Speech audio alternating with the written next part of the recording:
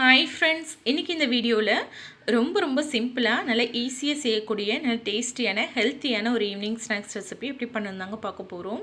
கண்டிப்பாக ட்ரை பண்ணி பாருங்கள், குழந்தைங்களுக்குலாம் ரொம்ப பிடிக்கும். இப்போ இது செய்கிறதுக்காக ஃபஸ்ட்டு நான் வந்து ஒரு கப் அளவுக்கு வேர்க்கடலையை தண்ணியில் ஒரு மணி நேரம் ஊற வச்சு எடுத்து வச்சுருக்கேங்க. இந்த அளவுக்கு நல்லா வேர்க்கடலையை ஊற வச்சு எடுத்துக்கோங்க. இப்போ இதில் இருக்க தண்ணியை நல்லா வடிச்சிட்டு ஒரு 2-3 தடவை நல்லா கழுவிட்டு தண்ணியை வடித்து எடுத்துக்கோங்க. இப்போ இந்த வேர்க்கடலையை நம்ம அப்படியே வந்து ஒரு சின்ன குக்கரில் மாற்றி எடுத்துக்கலாம். இந்த மாதிரி ஒரு குக்கரில் சேர்த்துக்கோங்க. சேர்த்துட்டு இப்போ இது வேக வைக்கிறதுக்கு தேவையான அளவுக்கு தண்ணி சேர்த்துக்கலாம். இப்போ இதுலேயே நம்ம உப்பும் சேர்த்துடலாங்க. நான் ஒரு அரை டீஸ்பூன் அளவுக்கு உப்பு சேர்க்குறேன். சேர்த்து நல்லா கலந்துட்டு ஒரு 1லேருந்து 2 விசில் வரைக்கும் நீங்கள் வச்சு எடுத்துக்கலாம். நான் வந்து ஒரு 2 விசில் வச்சு எடுத்துருக்கேங்க. வேர்க்கடலை பார்த்திங்கன்னா ரொம்பவும் உங்களுக்கு நல்லா குலைவாக வெந்துடக்கூடாது.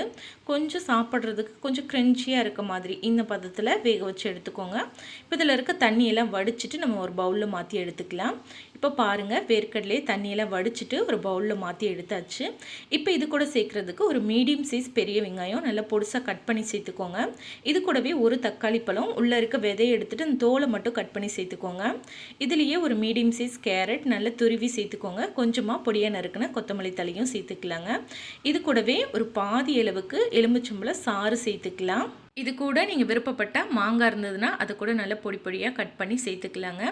இப்போ இதில் காரத்துக்காக ஒரு 1/4 டீஸ்பூன் அளவுக்கு தனி மிளகாய்த்தூள் சேர்த்துக்கலாம். இது கூடவே ஒரு அரை டீஸ்பூன் அளவுக்கு சாட் மசாலா பவுடர் சேர்த்துருக்கேங்க.